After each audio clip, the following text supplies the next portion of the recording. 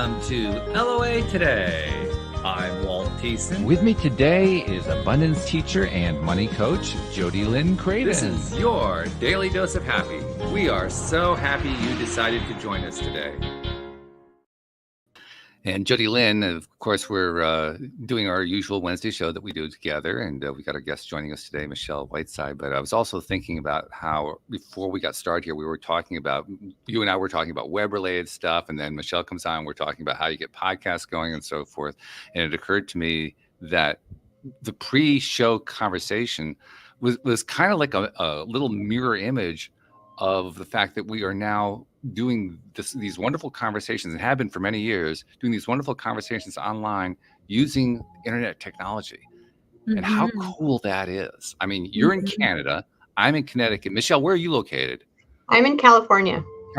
So we got far distant places that we're all connected to. And we're having conversations like this because of this wonderful technology. Right. I love how exciting that is. It's amazing. Great. Yeah, I love it. So we're going to dive into that at some point, I'm sure, during the show. But first, we got to find out a little bit more about our guests. So Michelle Whiteside is, she has a whole story that leads up to what she does now, but she basically helps people.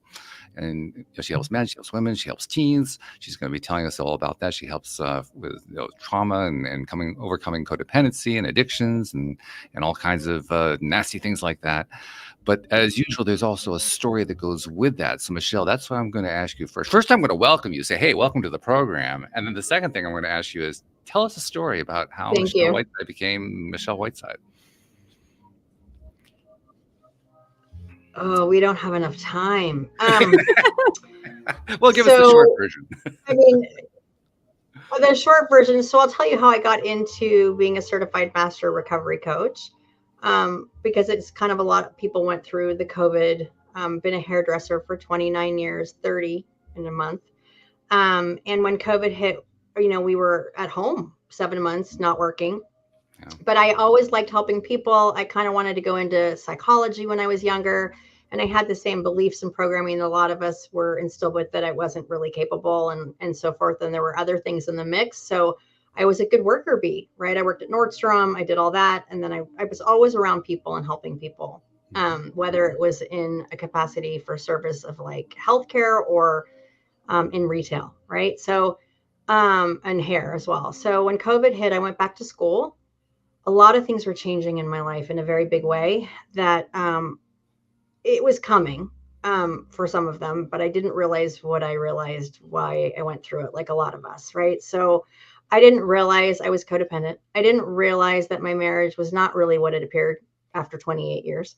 I didn't realize that I was intelligent and capable and had a big dent to make here on the planet. So went back to school, took a break from the husband, and a lot of things started to happen. My son moved out, so empty nest, and my salon now, people came to me, but it was like from being the top of my game, 3 days a week, 7 to 8 clients a day, making very good money, to not that, and having to really kind of regroup, so to speak. A lot of my clients, some of them did stay with me and they're still with me, but really it was time to step into who I am today, the best chapter of me. And that's what I try to help with. I didn't realize my trauma, ADHD, abuse, and all of that. I didn't know really any of that. And I'd done a lot of work, but the layers, right? The peeling. And I think I was ready. And when you step out certain situations and you see things you didn't, and as you grow, you realize, wow, and you start to learn to have empathy for yourself, and you start to learn to parent yourself, and you start to do that, and your beliefs and patterns change. And so within, so without. But I was trying to do that with a Louise Hay's book when I was 18. I was missing the boat. I was partying like crazy.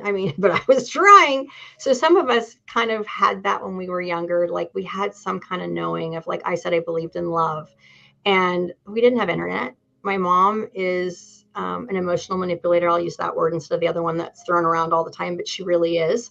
And so I emulated that in my relationships. Right. And, but I would go to the trees all the time and play with the fairies. And I would say, I believe in love. And when I moved out, I was like, I believe in love.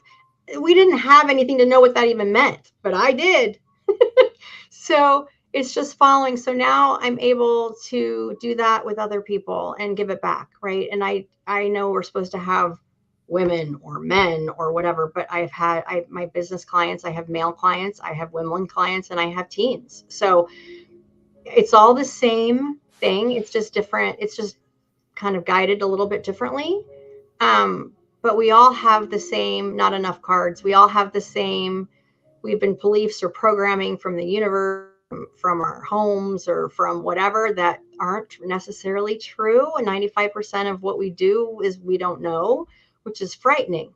I used to say I need an exorcism from my subconscious, but anyway, it's a lot of work of being aware, but then all of a sudden you're different without knowing you're different. So there's NLP, and we're masters of habit change. The Health Institute is what I learned, and with support and accountability and a great system. And it's what they did to me. So what happened was, it was a personal development school. I didn't really know that.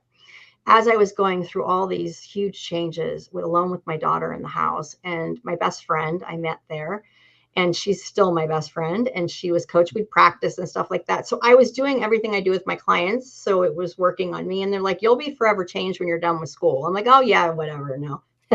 Yeah, they are. They were right. And so then just giving that back, I mean, it really saved my life. It really saved my life. And I tell people when they're in transition, and moving through grief, or moving through a different job, or just different parts of themselves, that to do something big, it doesn't have to be a new career, but something that's you're just a little uncomfortable, but it's part of you to build for yourself, right? Very, very important. One thing that I'm sure Jody Lynn picked a lot of things out of what you said, and I did too. But one thing I'm really thinking about is you talked about supposed to. Those are probably two of the most overused words in the English language. You're supposed to do this. You're supposed to. You're supposed to have this kind of clientele. You're supposed to show up in this way. You're supposed to do that. Shoot on yourself, right? Oh my goodness, yeah. I mean, there are a lot of words that we use that I find. Where does it come from? Who made it all up anyway? Who said that? Who's the person who said that? Right. Person. I'm whole anyway. We're all whole together, and then Yeah, it's incredible. Relearning. It creeps in there. There's the should-haves, and there's also it falls into a lot of different descriptors. The category I use to describe it is the victim category. The thing that amazes me more than anything else is how we make victims out of ourselves. Right. We tend to think of other people making victims out of us. We're like volunteers. We do it to ourselves with the inner critic, and then everything out here also reflects that, and that keeps the story up. But it's actually easier to stay there in that stinky diaper than it is to step out and realize you are a creator of your life. You are able to make changes in who you want to be. It's just easier the other way, but not for everyone. Some of us, the universe hits you with a punch or a feather, right? So whether you decide to look at which one or whatever, but I think some of us are just kind of that way, because there's people that still are where they're at. Jody Lynn, what are you latching onto from what Michelle's saying? No, I love the punch or the feather. Mine's more been like several punches. Yeah, me too. I really haven't had the feather because I don't really listen when it's the feather. That's the problem. No, I mean, we've talked about this a lot, especially recently, why do we go through hard times? I think because the punch is more effective than the feather for a lot of us hard-headed individuals. You get so ingrained in that space, it becomes easy to be there. Like you were saying, I 100% agree with that. And I think more than ease, I would love your opinion on this, but what I think is that more than ease, it's a fear of, I don't know what that looks like. I was going to say that. I got goosebumps. I know. I don't know.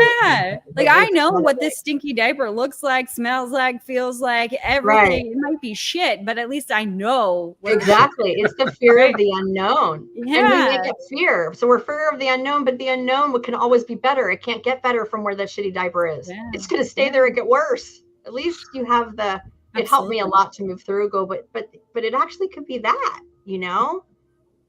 right? Yeah, I was afraid of what I would learn about myself that I didn't like. And that would often be the barrier that stopped me, is I'm going to, the other shoe is going to drop and I'm going to realize I'm this awful person. And that was really hard for me to walk through. Not that I done anything bad or No, like I get been it. a bad person or anything Right. like that. But I just Right. had this deep-seated belief that I was really bad. And eventually I was going to know that if I dug deeper, and then everybody else would know too. So funny you should say that. I felt the same way when I was younger. I thought that if you got to know me, that you'd think I was crazy, or you'd find out that what was that? What? Not even like, yeah, like it holds us back, but Totally. you need help to get out, really, or Mhm. something greater, and support and friends and coaches and therapists and blah, blah, blah. But you have to want to do that, though. Totally. The call has to be louder than the other one. So why do you think the call does tend to be louder for certain people than for others? You want my opinion on this? Chosen ones. No. I think everybody has the propensity. What I've noticed with my clients, and I do a lot of LinkedIn audios, and I've made some really great friends. Oh, I got goosebumps in the collective there. And I learned to talk like I am now because it was really scary. But what I noticed from the people that I'm in contact with that are doing big things with big hearts, and we've all been through a lot. And I don't know if it's because we are empaths, like in the very beginning, or, there's different theories of how that happens, or if that my thing is, in order to be of service, right? In order to be really helpful, I think we have to go through challenges that become gifts to help somebody else. And I know that there's theories. I believe that I said at a certain time at 2:00 in the afternoon that I was going to sit with Walt and Dodie Lynn, and we're going to talk. And this is what you guys are helping me work out. And this is what I'm helping you work out. We don't remember. And some of us go, boy, did you really rip off that Band-Aid? And my girlfriends are like, you're stubborn. But I go, God, like, I'm not coming back. But I mean, I think the adversity that we go through is really for a bigger purpose. I just, because not everyone has stuff, but where it is for them too. Like their stuff might be not as dramatic, but to them it's the same. But that waking up part, or the part to use that to help and as a gift, that's really the people are all pretty much the same hearts that way. Like I think we just, maybe, I don't know, been around a few more times, or I do believe, I believe that it's divinely inspired. That's what I think.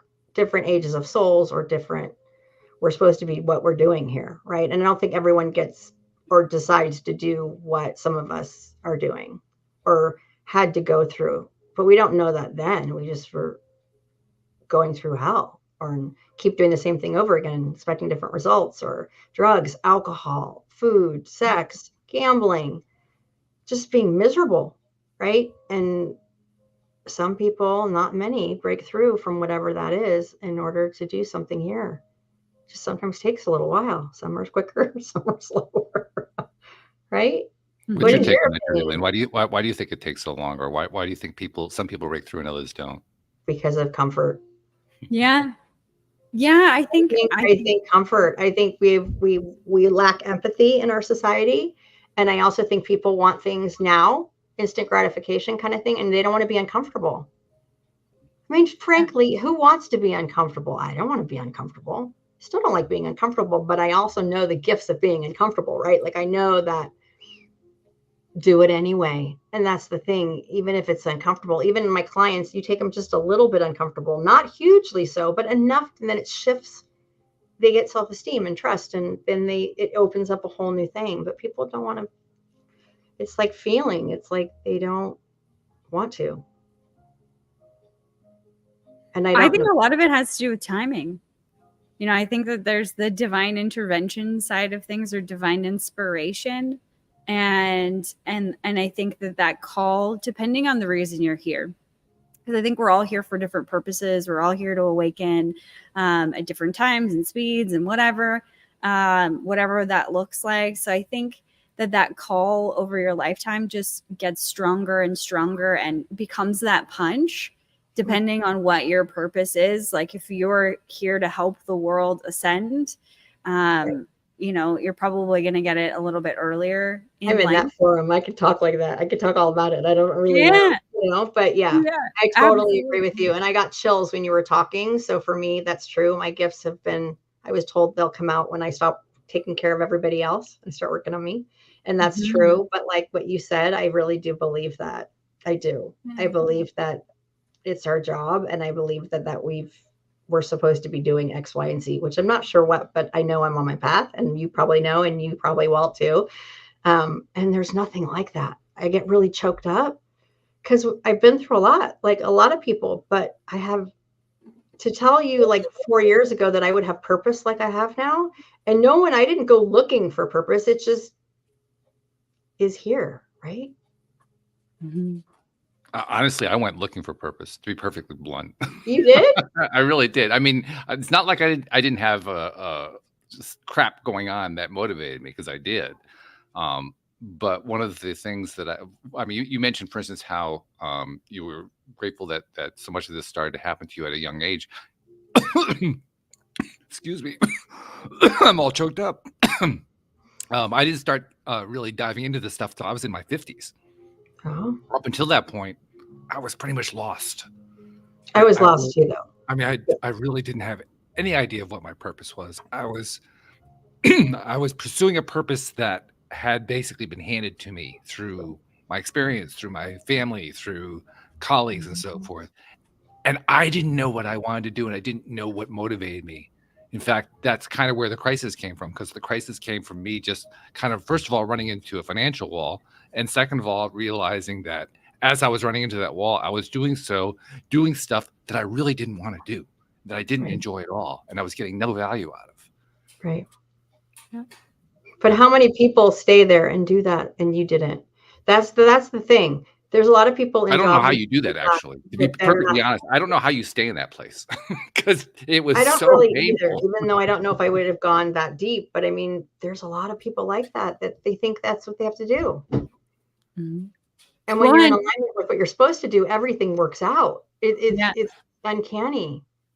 And the other side of this, or another thing to look at, is we're in a space of contrast in this third dimensional reality. So if everybody was awakening to their purpose and doing all their things, we wouldn't have that contrast of not. So maybe there's also another purpose, and them not waking up is to show. I've read a lot about that they have their purpose, and if we wouldn't see the rain if there wasn't the sun, right? And that's true. And you know, I think it's hugely whatever, but I think you're right, because we wouldn't know, right? And we also, I mean, there's so many people ascending, waking up, and that one of my things on my thing was my job was here to help people awaken.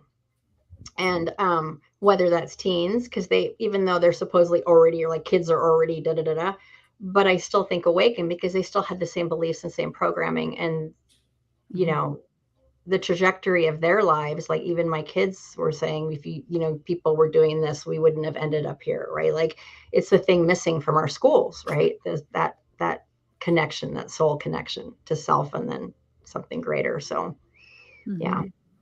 I'm curious, since you've been working with teens, I have another co-host named Joel Elston who does a lot of work as a coach, particularly with teens who are like in the foster care system. Or that's what I do. A little more trouble. What's her name? His name is Joel Elston. Okay. But one of the things that he and I have talked about a lot is that when you help people like that, when you teach them concepts about law of attraction, how the universe works, how energy works, all that kind of stuff, they pick it up so much faster than adults do. Because we've come to the conclusion it's because they don't have as much baggage. They haven't been doing as much and carrying as much and building up as much momentum on stuff. Right. That is they can jump out of the line still, right? But I mean, do you see the same thing happening when you're working with teens? Yeah, my teens are great. So I also work with teens that aren't in the normal, but they're round, hole, square peg. Some of them are, from juvie or what. I mean, some of them have been in juvie, and then they get all proud they didn't go back, and because they never have to go back there. So they have a lot of second language students. And what I find is they're so, I mean, they speak Spanish and they're learning more English, but they're like meditation and they're taking the class through. And it's like they don't miss a beat. But what's really great is how they start to act different in the class, because I'm just holding a flashlight for them. but they know they have big hearts. And if you call them on it, they feel like you called them with their pants down, right? Because they're used to being in trouble and not showing up to school, but they're like amazing little people. And to see them hold the space for others when they're talking now differently than they used to, how they talk with me, the things they tell me they want to do, which is really vulnerable. Like, I'm like, wow.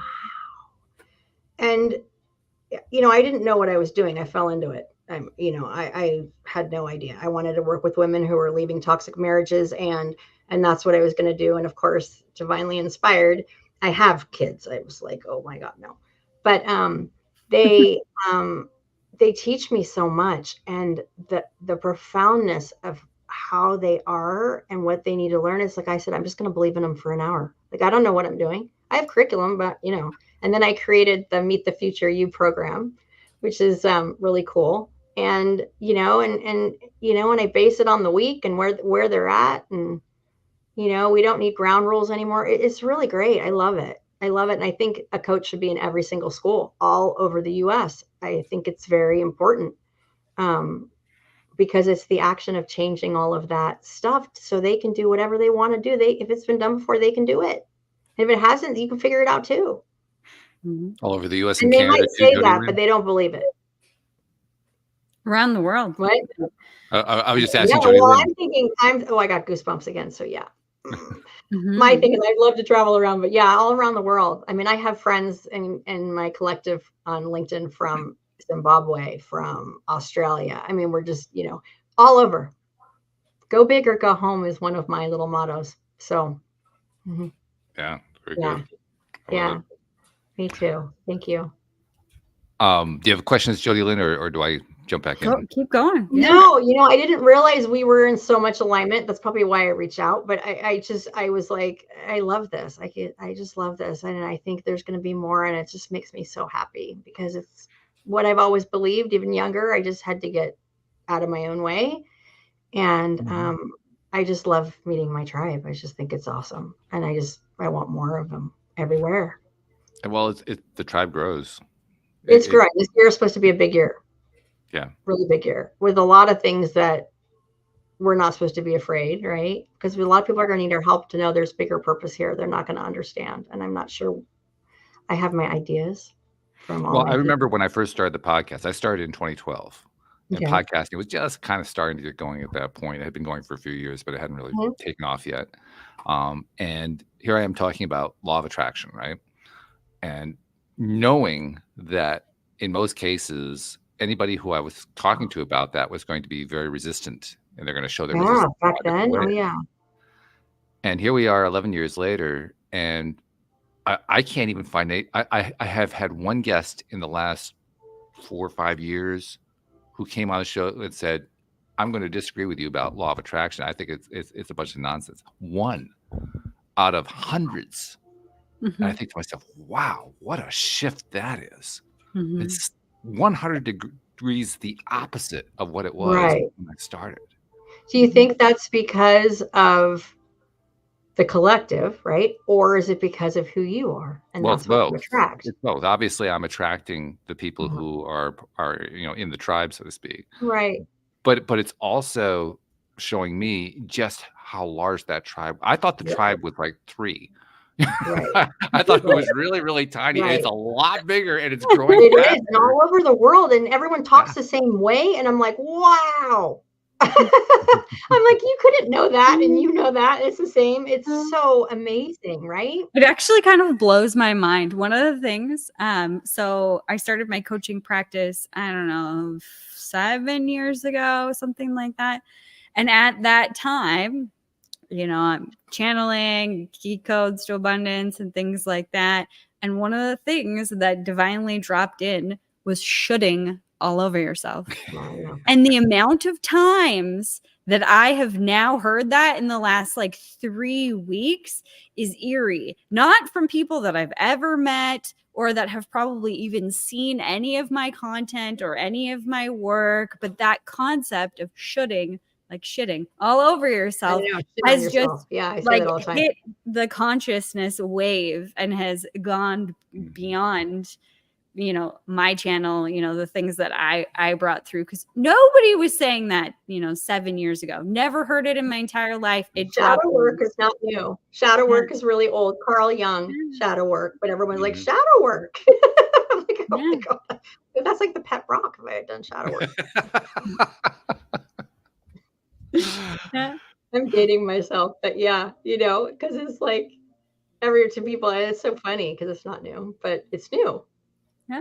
So I'm wondering about the shoulda things, if there's somewhere, Jody Lynn, that you might want to look at that, because you're seeing it everywhere, right? Just that phrase, shoulding all over yourself. That's something that I had never heard, that I had channeled 7 years ago. And then I started using in my practice. I had never heard it before. And then I have heard other people speak of it now. And I think it's the conscious wave that we're all really, truly connected, and that thought isn't independent, that we're all connected to one another. I need a sweater. You guys are giving me chills all day. And that's one of the things that it's just true, and I'm connected to it, and then it tells me chills. I'm trying to remember when I first heard. I know shoulding was something that I first heard here on the podcast from a guest or a co-host. I can't remember who it was exactly. It was about 5 or 6 years ago. So I think you're right, Jody Lynn. There's like a consciousness thing that was going on there. Yeah, and it was kind of spreading like wildfire. Well, and that's the beauty of. That's the beauty of like life, of this work, of spirituality. I think of this in general, how we're all connected is, you continue to drop little seeds everywhere you go, just like a bird drops seeds, or a bee or whatever, right? Like they're pollinating all these flowers. We're doing the exact same thing with all of these beautiful ideas and concepts. And whether, like you are actively trying to like beat it into somebody's head, that's one way. And that's an option. But also just having these conversations like you have, Walt, for the last, several years, 2,000 episodes, or how long it's been. All of this is waving out and like rippling out. That's the word I'm looking for. Rippling out to so many people beyond what we see in front of our faces. Yeah. And energetically too, right? Like not even just, I mean, I think, the highest vibration is authenticity. I thought it was unconditional love, but it's authenticity, and the lowest is shame. But supposedly the way they weight each other, like you get so much of the higher vibe, lower vibe, which is not really, but just saying like the shame, it outweighs like 1 to 5. Like there's a huge thing. So once it shifts, it's going to just totally just shift over. That's the concept, the thought, right? That leads to a topic that I've long been interested in. I'm curious to know what your take is on it, Michelle. But the fact is that we live in this world of contrast, this polarity world. And in this world, we've all experienced it. The vast majority of humans are absolutely fixated on the negative. I mean, we can't get enough of it. We love drama. We love, and anything that we're interested in always has a very strong negative side, and that's what we latch onto. You show fuzzy bunnies, and there's an audience for that, but it doesn't hold very long. What holds everybody's attention is, train wrecks. Right. Why do you think that is? Why are we so wrapped up in the negative? I think there's a couple of reasons. One is back to that belief system again.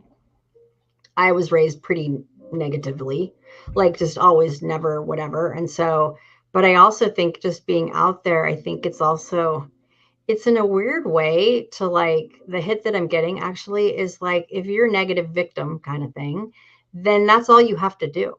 And you don't have to do, it's a whole thing. You don't have to do that. And you don't have to feel uncomfortable, but also you don't have to, it's almost like keeping yourself separate in a weird way, the negative, because if you look at people who have like the negative with the judgment or all that, it's also deflecting from themselves again, which is the uncomfortable part, they think. Well, it can be, but I think that people are just so used to being, everything is negative. Mm-hmm. And toxic positivity is a different thing too. I mean, just being positive. I was just thinking about that. Yeah. Right. Like, and I'm not for that either. I think it's the flip side of the same topic, really. Right. Totally. And I think it's the same thing. It's a kind of a protection, to keep yourself separate or different and not have to feel and not have to know what that is. Because what's the opposite of being negative is being more positive. What happens if you're positive? Then you have to do something different. Then you have to maybe feel something unknown, or maybe what. And this is all unconscious, right? This is, people aren't walking around thinking this. This is just what they're doing. But they don't have a call or a punch or a feather to make it different. So they're not going to. And they're going to keep doing what they've always done. People don't change unless they want to. What's that? What's your take, Jody Lynn, on this question? Well, the question that dropped in for me is, are we really attracted to the negative? And I'm mulling that over in my mind, because I think about, my husband makes fun of me. I love The Bachelorette. I love Love is Blind. He's like, why do you watch that garbage TV? And for me, it's watching people fall in love. Like, I find myself like with the covers and like, oh, it's so cute. That's adorable. And then that made me think of like the hero's journey. You know, somebody goes through something. I'm doing the reading it again. Like, actually last night I started. That's funny. Yeah. You go through something tough and whatever, and then you pop out the other side and there's this triumphant moment. Like, what if that's the attraction to the negative, is we're waiting just instinctively for that hero's journey, because we see ourselves in those to be called heroes in their struggle and their strife. But the media that we have mostly today doesn't show that other side. So we get so enamored with the first part of the story, the struggle, that we forget that there is this other side of things, and we come to expect only the struggle and not the triumph. See, I think that the whole like, I like dark movie. I like all that too, and all, you know, but I like dark things. I like Game of Thrones. I mean, it's like, you know, whatever. But I don't even think the people that I've come across that are more negative, I don't think they even realize they're being negative, though. Right. I don't think so. I think they don't see it like that. Like, we're sitting here and we're disseminating it, but we're from a different place. I mean, we're looking at it totally different place. They're not even thinking it as negative. They just think that's what they do, and there's no reason to question it, so they continue. Right? And I don't know why. Some people don't do that, and some people do. I don't know why some people, you know, get sober. A lot of people don't. Why are, you know, different bottoms, different things. Why are you okay and the other person's not? Doesn't make sense. I don't know. I think there's a lot we don't know for reasons we don't know. Oh, that's profound. I know, right? Like, wow, you know, but I mean, I think it's all divinely inspired too. I think there's a lot that we don't understand. We do, but not from here, right? Like, I think as our souls ascend and evolve and so forth, we've been told, you know, there's a book, I love this book. It's called Sacred Contracts by Carolyn Mace. And it's old school, but she talks about, you know, all over in Greece and Rome and so forth, there's a lake that you go in to forget. So when you come here, you don't kind of mess it up, because self-will or whatever, you'll do whatever if it's too easy. So we don't remember until we get to be midlife. Remember, if you're in that arena, because we would not do the things we're supposed to do here. So we try to jimmy rig it somehow, or, you know, left to our own devices. So, and I don't know if those people don't wake up because we're supposed to see the polarity, right? Or we're supposed to really go up against it for some reason or another. I don't know. And perhaps if we remembered it, we wouldn't have chosen the same paths that we needed to go through to learn the things that we needed to learn to awaken, or to get on our path. That's exactly what she said. Yeah. So if I'm here to learn forgiveness, or I'm here to learn unconditional love, or I'm here to, like, for myself or whatever, if we wouldn't do that. When we decided this is why we're here, if this time to be here in the world right now is we decided this is a very pivotal time in history, and we just all decided to be here. Interesting collective choice too. Yeah. I think there's another piece to it too. What? This is one that I've thought about quite a bit, and I don't think it really necessarily answers anything. It actually asks more questions than it answers. But it comes from law of attraction teaching. The basic law of attraction teaching is that you want to focus on what you want rather than what you don't want. Otherwise, you get more of what you don't want. Right. One of the things that people tend to do is they tend to repeatedly focus on what they don't want, with the belief that if they somehow do that, that they're really focusing on the opposite of it. Right. And And as I'm Abraham, notorious for that. I think that's how I yeah, used to be, like always. and as Abraham Hicks pointed out, when you're doing that, you're really not focusing on. And first of all, what you're hoping is an opposite really isn't an opposite. As they Right. pointed out, the opposite of something is the lack of something. It's not Right. good versus evil or something like that. It's the opposite of thing is lack of thing. So it's Right. not truly an opposite. But even more than that, just knowing the thing that you don't want doesn't automatically take you to what you do want. You actually have to take that step. You have to Right. mentally take the step of saying, okay, yes, it gives me contrast. Yes, it Right. gives me perspective. So But true. with that perspective, what do I want instead? Right. And that's the question that we're not used to asking and answering. Right. So we get Because a lot of stuck people on, don't know how well, to I got to keep dream. looking at all this negative stuff. I got to explore. Here's some more negative stuff. I'm going to keep working on this negative stuff because, by God, there's got to be something positive in here somewhere. If I just look at enough negative stuff.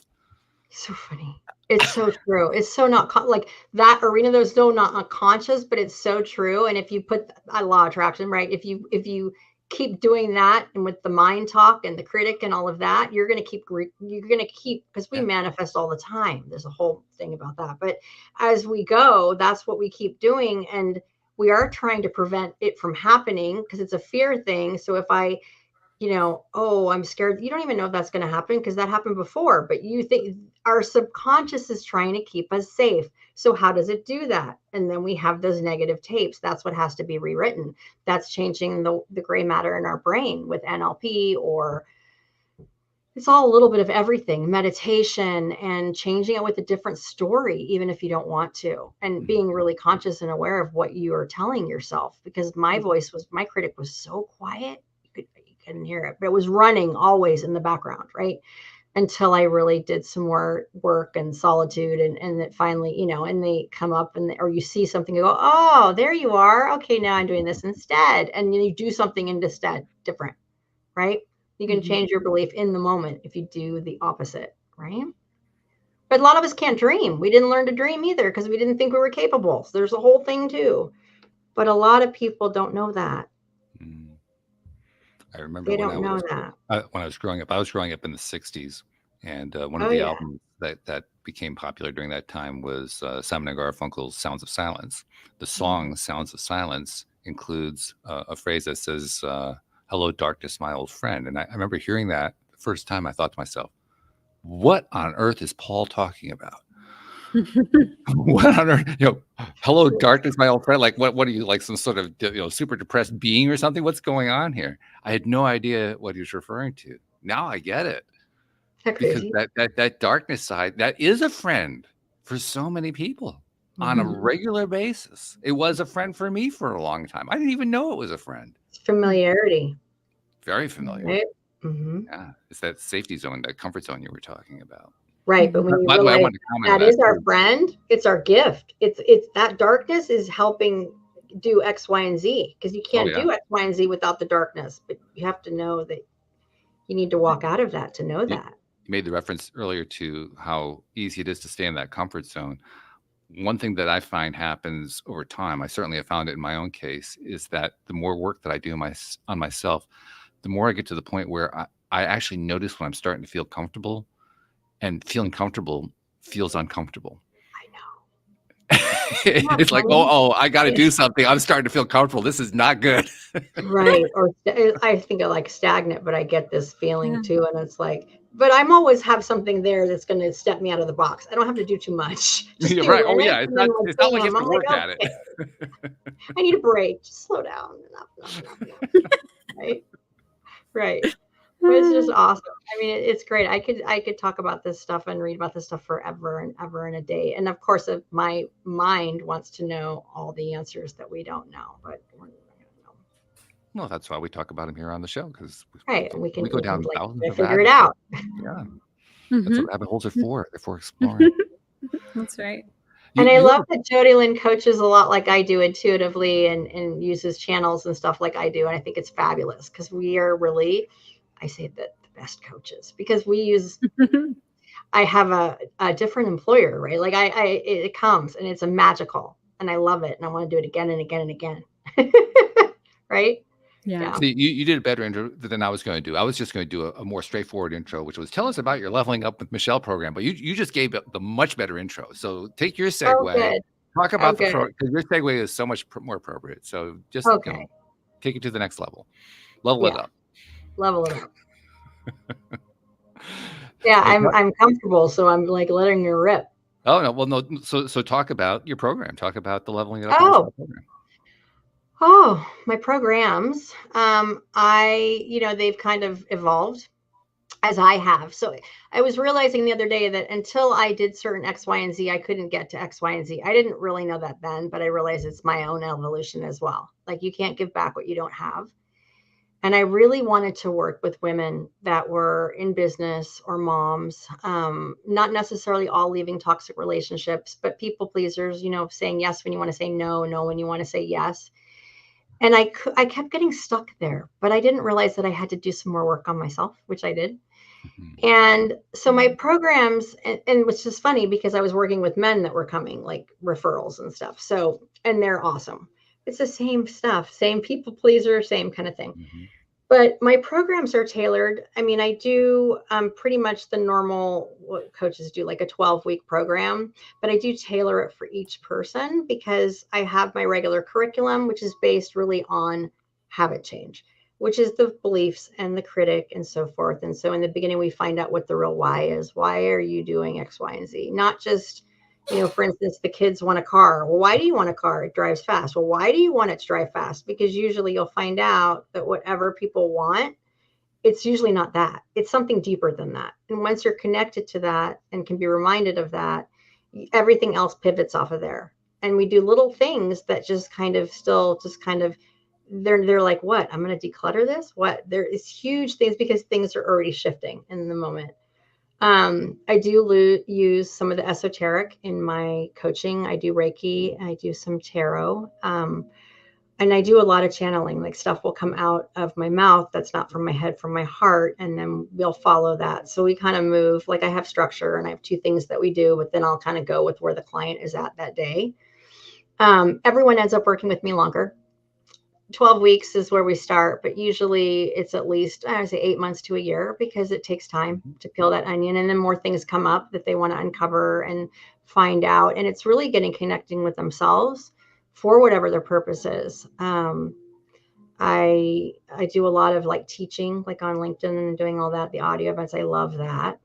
And talking to people all over. I'm trying to do more with the schools. So now I created a nonprofit and an LLC for my program.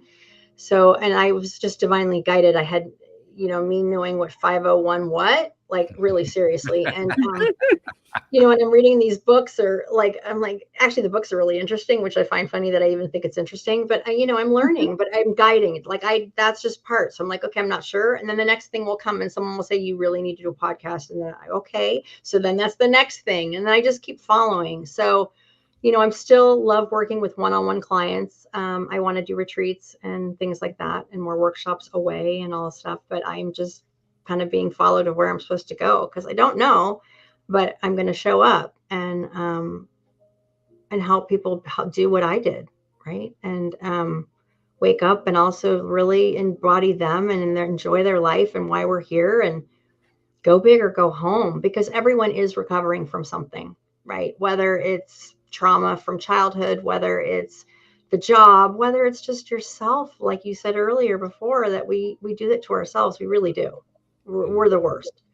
But when we step out of that, we are limitless. We are everything. We are, talk about solving health problems, solving everything else. It's all connected. And I think it's important to our evolution as a species to continue on. And I think a lot of us are following our purpose now. And I think a lot of us leaving jobs, corporate. I have a friend who coaches corporate women who are leaving corporate businesses. And, you know, it's really about that place. We didn't learn any of this, right? So we're all just guiding, and just people that are a little bit ahead are guiding more, really. So if there's any other questions of how to get in contact with me, or I'm not really sure where we're going, but we never know where we're going. I mean, that's yeah, I know. Oh, good. I was Okay, just saying, good. it's See, the I same like thing that. here. I like that. I like the unknown. I think I like the unknown. Oh. I remember first time I had Jody Lynn on was as a guest. I remember asking her, not just at that episode, but with future episodes, about how she ended up getting into the channeling, and she gave us that whole story, and a really cool story. I'm curious, how did you get going with channeling? I mean, what did it just come on you at some time, or did you go out of your way to find it, Michelle? Or I mean, like, how did you actually go on? So I didn't know. I knew I was intuitive, and I was able to vet people on the phone when I talked to them energetically. I didn't know what that was then, right? But I had a friend who does mediumship in Canada, and we'd talk in the very beginning of this. And she said to me that, you know, you're going to find out that your gifts are going to come when you stop taking care of everybody else. I started Coda. I started a lot of things, right? And so as a kid, I was always doing these things, right? Like, but I didn't see, when you do something for so long, you don't know that you're clairaudient, but you're doing it because it's part of who you are. Doesn't everyone think that way? And they don't necessarily. And so it wasn't that I tried. I just more and more with more, like, I do work on myself, and I meditate, and I have spiritual friends, and we do things, but it really is kind of dilemma. It's just coming, and it's coming more and more. It's kind of hard because I'm like, well, I wish I would have known that that person was going to walk through the door. I knew that, but I didn't know that it was that thought. There's all of that too.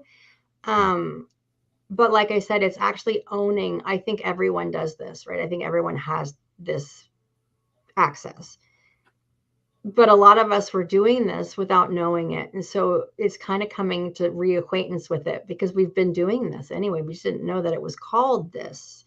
And using it for our work, like being really present and knowing that that's what's happening, that it's like awesome. And then the more comes, and then more, and then you're like, shoot, I was on fleek yesterday. Like, it's just pretty cool. But I'm not trying, because when you try, nothing happens. You know, that is, oh, please, please, please, please. It doesn't work that way, right? Like, it doesn't. So it's a way more organic. I don't know what Jody's story is. I didn't have a burning bush or anything. I just had little pieces of opening a little up and then going, oh, okay, well, I'm going to come out of the closet now. Yep, I do tarot. And I'm doing tarot collective readings on LinkedIn, which to me is like, LinkedIn was a place I wasn't supposed to be because everyone went to college but me. But it's LinkedIn. LinkedIn's actually really amazing now. Like, it's changed a lot. But I'm doing readings with a girlfriend of mine on LinkedIn. And I'm like, I'm business and I'm woo-woo. And that's me, right? And I'm not ashamed of it. But for a while, I'm like, yeah, I do that. Right. Right.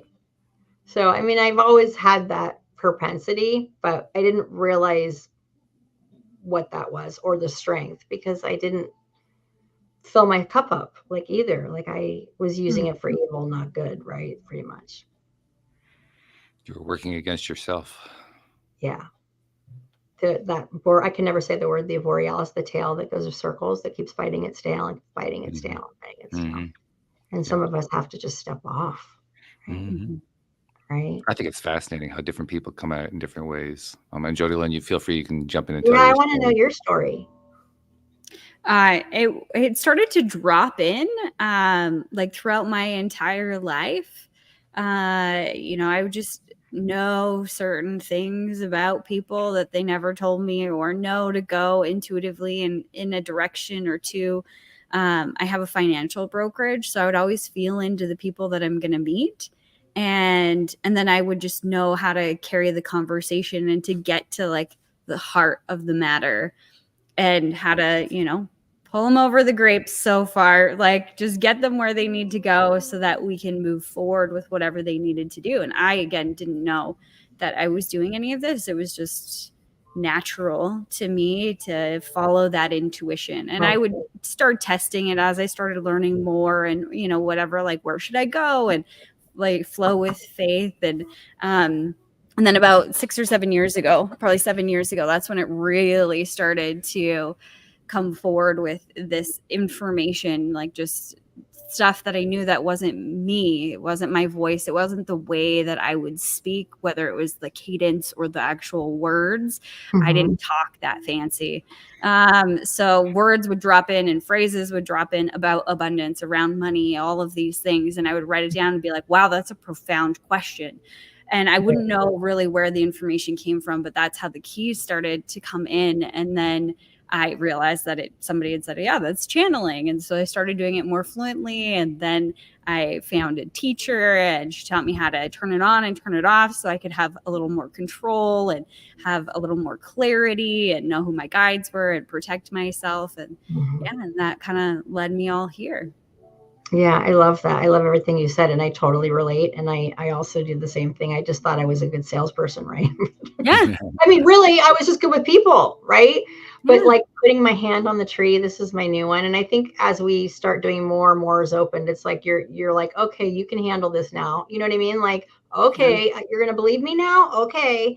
So putting my hand on the tree, I ask for a word because I go hiking to the sunset with my dog every night. Like we go hiking and running.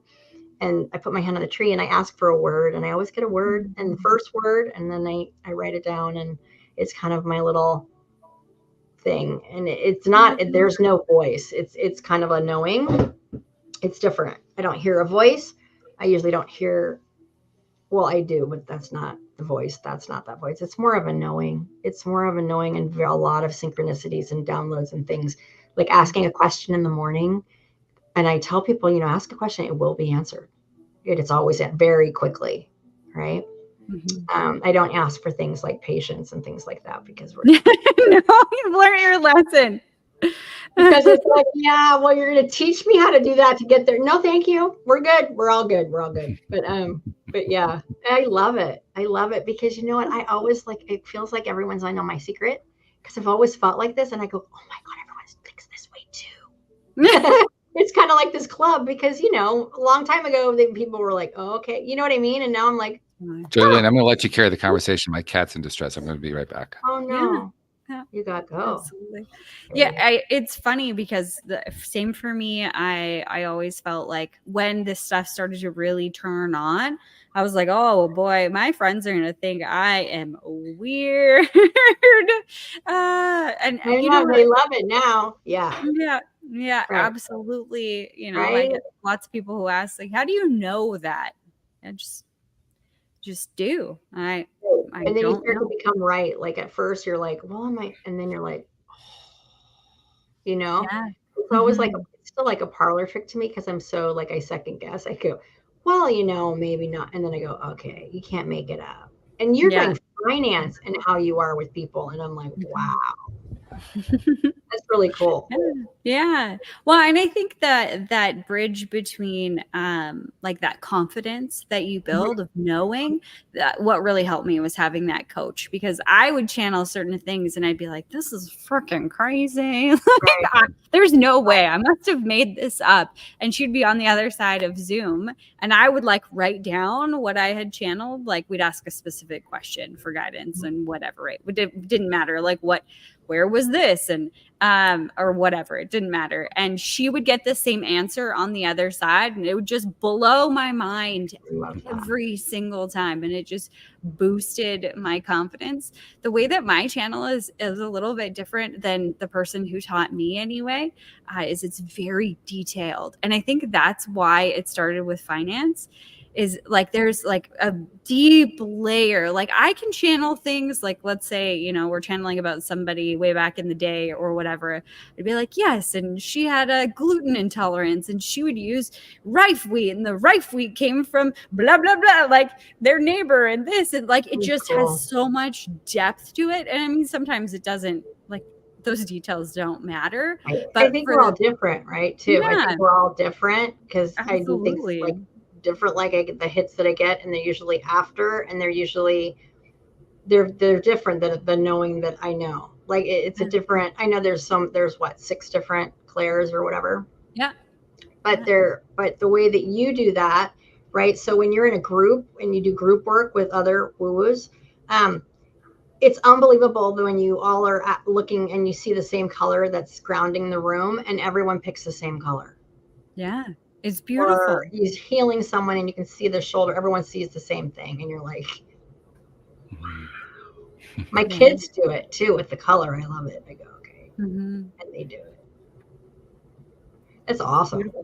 But I think we all have different, like our gifts are same but different, right? Like different things. What about you, Walt? I was actually in the camp of people who said, well, I never had any experiences like that. I was in that for the longest time. And then I started doing this podcast and I started having channelers on the show and I started feeling inferior because here all these people are able to make these connections. I'm like, I can't seem to do that. Why can't I do that? And then one day I decided to just kind of give it a little bit of a shot because as Jody Lynn can tell you, I'm really good at asking questions. I can keep a conversation going really, really well on the show. I can draw information out of any guest. It doesn't matter who it is. But every once in a while, I'll reach a wall and I just can't seem to figure out where to go next. And, so sometimes I would force it, I'd go back to something they said earlier. I try to find some way to keep it moving. But one day I decided to just see if I could like draw from the universe the way that channelers do. So I just kind of decided I'm going to open my mouth and see what happens. I was a little scared, like, because I'm recording, right? And this is actually going to go out. Oh, good. You're uncomfortable. It works. But I just opened my mouth to see what would come out, and stuff started coming out. And I started asking questions and saying things and making commentary and so forth. And it was a very strange feeling because I didn't feel like I was saying anything. To me, it just sounded like there were these sounds coming out of me. And it was, I have a pattern of not listening to my own podcasts. That was the first podcast in years that I actually listened to afterward because I wanted to find out, did it make any sense? And actually, it made a lot of sense. Even? What episode was that? It was like, I don't even remember what the topic was. It was about 6-7 years ago, something like that. 5 or 6 years ago. And you don't remember what you were saying as you were whatever comes out of my mouth is going to come out. The only thing that I remember was playing it back later and saying, wow, that was profound. Yeah, that's cool. Because I certainly didn't know what was going on when I was saying it. That's awesome. Literally, the way it felt to me was I was, okay, I'm going to open myself up and just let things come out. And I felt like, well, I got to fill in the space. I can't leave it as blank air. So I got to say something. So I said something like, well, what's coming to me right now is I just started talking just to try to get something going. And then all of a sudden, the sounds started turning into something that made sense to everybody except me. And I'm sitting there I'm sweating. I'm sweating as I'm doing this because I'm thinking, this is a bunch of crap that I'm saying. This is a bunch of nonsense. The people are going to get turned off by this episode. People who've been following me for years are going to say, I don't want to listen to this crap anymore. This guy's got off the deep end. He lost his mind. That's why I had to play it back later to find out. And when I heard it, I said, wow, that was pretty profound. Where did that come from? It's so cool. Yeah, it's beautiful to watch, honestly, Michelle. As I watch Walt take us through a conversation, he always leads us so beautifully and unexpectedly. Like, I have learned so much over the last 2 years being on the show and just witnessing him step into his gifts. It's just such a beautiful experience. I want to come too. I want to come too. I love you. Well, you're here now. I know, I'm here now, but I want more. That's awesome. That's the thing with these. When you do this kind of podcast like this, it becomes addictive. I mean, it's a good kind of addiction. I want to do my own. I'm like, I want to do my own. I want to talk to people. I have good questions too. It's a healthy kind of. I mean, it's the kind of addiction where you don't have to go into treatment afterward. I mean, it's like good one. Really good. You know what? We got to have our things. Some of us just need our things. It's okay. Yeah. Yeah. And for me, what it has become, it's become my energy. It's one of my best sources of energy, just doing a podcast. Yeah. All of my people, whenever I work like this or on LinkedIn or coaching, my people, I get energy from that. It fills me up and I love it. I mean, it's like, it's kind of addicting because because I'm on my path. Right. And I'm kind of moving through the world. But then when I have people that are there that are on their path, but it's kind of adjacent in a weird way, it brings me back, really back to my path. Like, it's like, oh, yeah, okay. purpose. Like, it's just, there's something very wonderful about that. And I learn so much from people, like, it's unbelievable, right? I love that. I love people, most people. One of the things that never ceases to amaze me has happened once again, which is I look up and I say, my God, we just flew through an hour. Really? That happens a lot though these days. It's remarkable. On the show, especially, Michelle. It happens very, very. But there is no time, right? It's not, there is no time. That was man-made, right? There's no time. Well, yeah. That's And why I I'm find late that all out. the time now. I mean, we have discovered different ways to make an hour last 3 minutes and other ways to make an hour last 17 hours. I mean, it's really quite remarkable. Oh my God, how fun. I want to know more about that too. That's interesting. Well, we all do that. Let's be honest.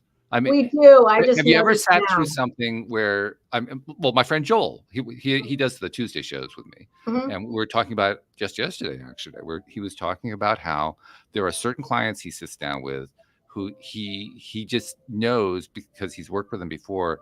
This one's going to be a little bit painful. This one's going to be a little bit stressed out, and those are the sessions that seem to last 17 hours. Right. Whereas when he knows that it's somebody he knows they're going to take some steps, they're going to do some moving, there's going to be some motion that goes on. Those are the ones that last 15 minutes. There's like resistance for the other ones because they have their own resistance, right? Yeah. Right. So we perceive that the whole thing has stretched out, or we perceive that the whole thing has sped up one way. It's all perception. It's funny how when you start waking up, how your time changes. Like I never was late before, ever. I was early, whatever. And now I have to really, because the way that I am so present that I'll be late. And I'm like, what is that? It's like, oh yeah. I go, it's only been 5 minutes or it's been 10 minutes. It's like I have no concept of time anymore, even though I don't know if I really did, but I'm aware that my concept of time now is, right? But that's the way I think we're supposed to be. Right. When are your guys' birthdays? I'm curious. Mine's in May. Yeah. Do you know your moon? July. Do you guys know your risings and your moon signs? Yeah, I'm a sun Taurus, right? Sun Taurus, moon Cancer, Leo rising. Oh. I'm Cancer. All three, really? You're a double. Oh, wow. Yeah, that's finance, huh? Wow. That's cool. I love all your constellations. I'm a Pisces, Virgo rising, Capricorn moon, which makes me seem very, but I'm Pisces. So yeah, you have Cancer moon. That's my best friend's Cancer moon, and you have all Cancer. I love Cancers, but Tauruses are fabulous too. You guys are grounded. We all get along in the thing, whatever. I just ask. I've asked everyone since I was a kid. The sun and the risings. I mean, your moon and your rising sign are more important than your sun sign, actually. But I just like to know who, because I can feel you guys. So I'm like, what's your sign? What's your sign? Love it. Well, speaking of signs, we need to have one particular sign from you, and that is the sign of how people find you. So I'm all over social media like a maniac because I was told to do it, and it was really uncomfortable. So I'm on. There's a theme. Really, I know in the beginning I was making videos, and then my friends said just make them, and then I would make them, and then I went on TikTok because I could hide there. I thought there was no family, right? Like there's no family, and I could talk about whatever, and because I have tips and I do a lot of things. So I grew on TikTok. So, I mean, I have probably the most followers there, but I do Instagram as well, LevelingupwithMichelle _. You can go to my website, which is LevelingupwithMichelle, and you can reach me there, and you can even chat with me off of there, I believe now. Yeah, I mean, you can really, if you put me in, you'll probably find me because I'm everywhere. She's everywhere. And it's great. I like that because I'm making some great connections now from there and so forth and everything else. But yeah. Beautiful. Yeah. And then as Jody Lynn knows, one of my things I do is I go to my co-host to summarize everything because my co-hosts are really, really good at that. Jody Lynn's like at the top of the list at that. I know. She's really good at that. Yeah. She is. She really is. Right. So Jody Lynn, you got the spotlight. Where's the summary today? Where do you tie the bow together? I think Michelle has given us a beautiful example of when you take the unexpected journey, and you take every step with space or with faith, you'll get the answer that you're looking for. And to always remember that big hearts are doing big things. You're choking me up. See, she's Thank good. you. Beautiful. She's really good. I love that. I could do that too. I love that. You know, I love that reflection, quote that from you. witness function. So. It's beautiful. And then the last thing that I always do with every episode, I've been doing this for a couple of years now, is it's something I noticed a couple of years ago. I noticed that because you were mentioning how you create the videos and so forth. And we all are, those of us who are trying to help people, we're talent creators and content creators. And we're putting a lot of stuff out there to people that we never meet, we never see, and we don't know how it all plays out. But it helps people in ways that we don't know about. And what occurred to me was we don't get credit for that. So I like to give credit by saying, on behalf of those people you've never met and you've never seen, never will meet, never will see, who you've been putting that content out to and helping in ways you don't even know about, thank you for what you've been doing, because you're making a difference in this world. Yeah. Well, it thanking me is great, but it's helping me too. The content helps me. You know what I mean? It helps me too. Yeah. And it's so funny because your coach, no, I'm a digital creator. So I feel like I do. but it's putting out, and I think energy brings energy, right? And so we're all putting out good energy out in the world of saying, hey, you can overcome this. Hey, this tip really works. Hey, you know what? Go easy on yourself. You're further than you think. Keep going. You got this. That's we all use that. If you look at all the coaching platforms or whatever, we all say the same thing, and helping people wake up and to be the best versions and have a happy life, whatever that may mean for them, no matter how old or what sex. Right? That's beautiful. All right. Very good. Well, Michelle, thank you for joining us. Thank you for sharing. Awesome. Thanks for becoming part of our extending family here, which is a great thing. Yeah. Sending you guys hugs. Oh, and I want to talk offline to both of you, so you know where to find me. All right. Well, then we'll draw a line to our listeners saying thank you very much to our podcast listeners everywhere. And we will see you all next time here on LOA Today. Goodbye, everybody.